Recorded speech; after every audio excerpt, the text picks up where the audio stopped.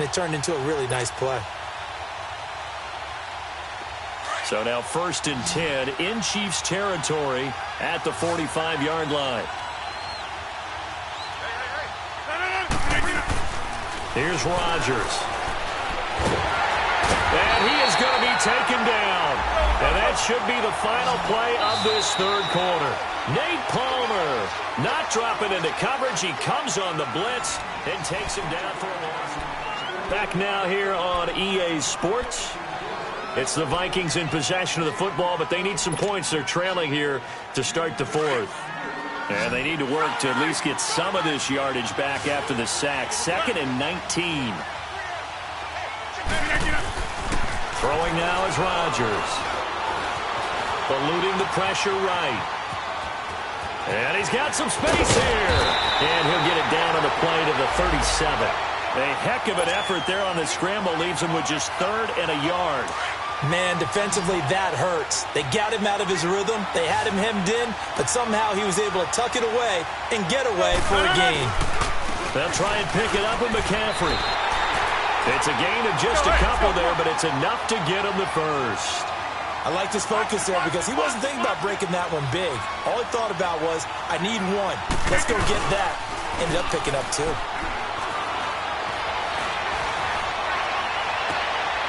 On the crossing route, complete. That's Brown. A good pickup there at 22. And there's a man they call AB. Always a volume receiver. He gobbles up catches. Holds the number 2 and number 4 spots for most receptions in a season in NFL history. And in 2015, just 7 catches shy of setting the single-season mark for most receptions, currently held by Marvin Harrison, a Hall of Famer. He had 136 catches that year on the heels of 129 the season before. Now a run with McCaffrey. And he'll fight his way down right around the 12. And the tackle there by Chris Long. And this is why aggressive defensive coordinators love to blitz. It wreaks havoc because they end up taking their attention to the blitzers. Blitz coming, and down he goes. Dayon Buchanan coming in hard on the blitz. He gets him down for a loss of 4. And that's his 3rd sack, and that ties a Super Bowl record. Makes me think of my old college teammate, Reggie White. He had 3 with the Green Bay Packers in Super Bowl 31. Darnell Dockett of Arizona, Super Bowl 43. And Coney Ealy. Under pressure again, and down he goes again. And now before they run this 4th down play, we're going to get a timeout. It's just their first. They'll be down to 2 remaining as we step aside here in the 4th quarter. If they're going to have a shot in this Super Bowl, they're going to need this one on 4th down.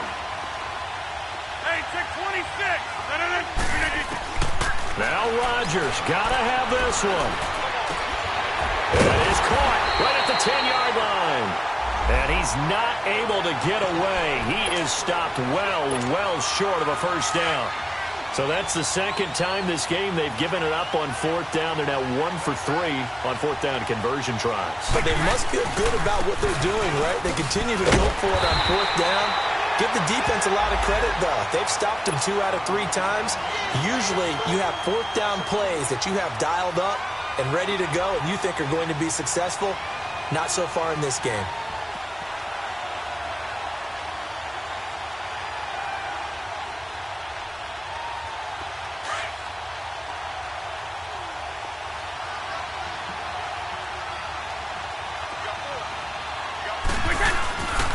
Play action. Now Brady. And he finds a man on the crossing route.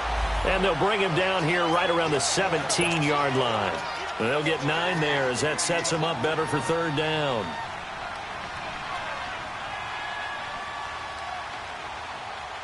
They don't need to run another play here before the 2-minute warning. Let's see if they do it anyway.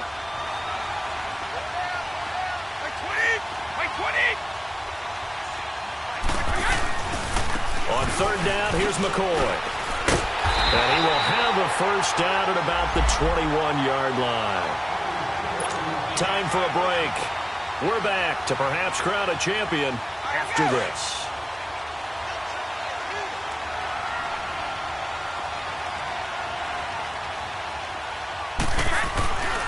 And they'll keep on the ground with McCoy.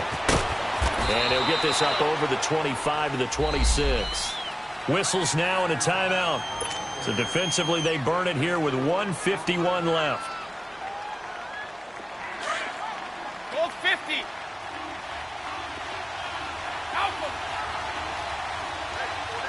20. 10th carry now for McCoy. And not a whole lot doing there as he'll get it up to about the 28-yard line. And now we're going to get a timeout here called by the defense as they'll talk it over here before what will be an important third down.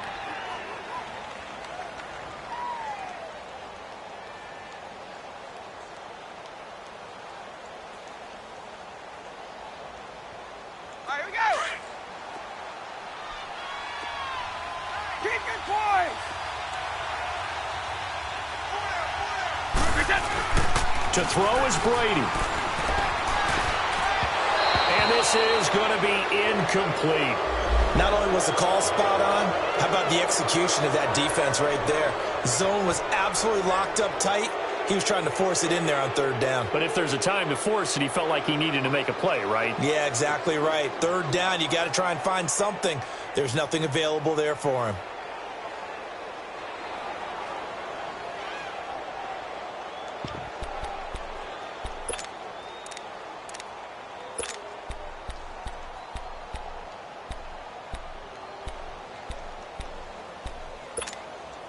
And here's a big one now. Trying to hold this lead. They're going to go for it here on fourth down. They'll go for it. It's Brady. And he finds Cook. And they'll get it up just short of the 45 at the 44. That one a backbreaker as they wind up converting there on fourth.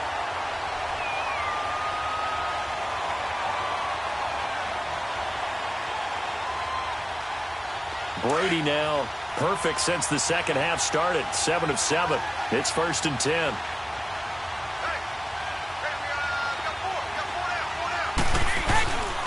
They go back to the ground with McCoy. And he'll be brought down, losing yardage back at the 40. It's a loss of 4 there, bringing up 2nd down. I guess the simple question, why not just take a knee there? I don't understand either why you would take any sort of a chance. We've seen it happen in the game of football. Doesn't matter whether you've watched high school, college, or the NFL. Some people get a little greedy, try to get that extra running play in, and it can backfire on them.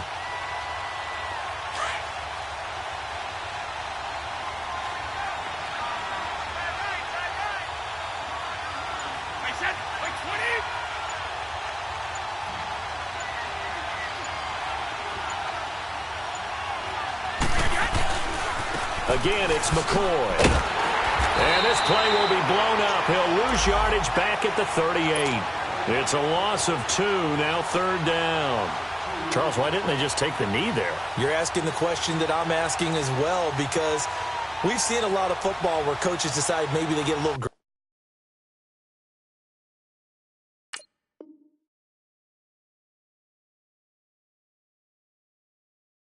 I don't know if they're doing it for stats or for what reason.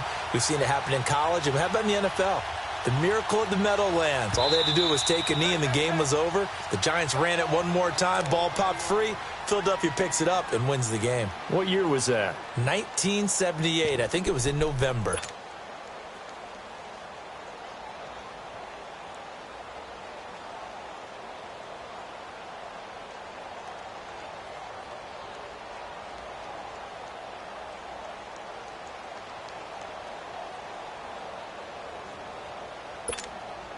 So now facing a 3rd and 16 following back-to-back running plays that went in the wrong direction.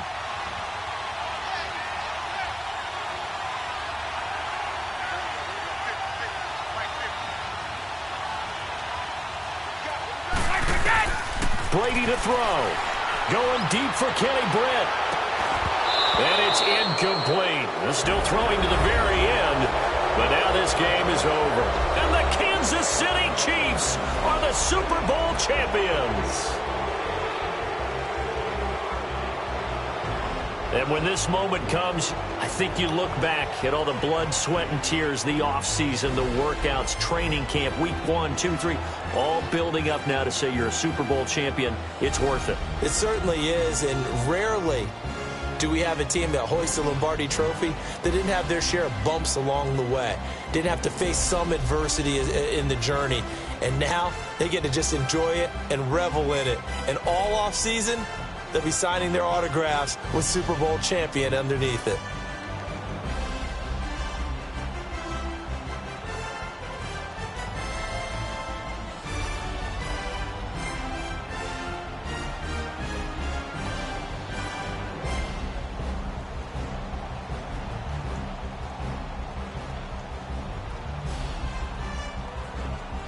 And they are the Super Bowl champs. The Lombardi Trophy is theirs, and so are bragging rights for an entire season. What a season it has been. Feels like we have been there.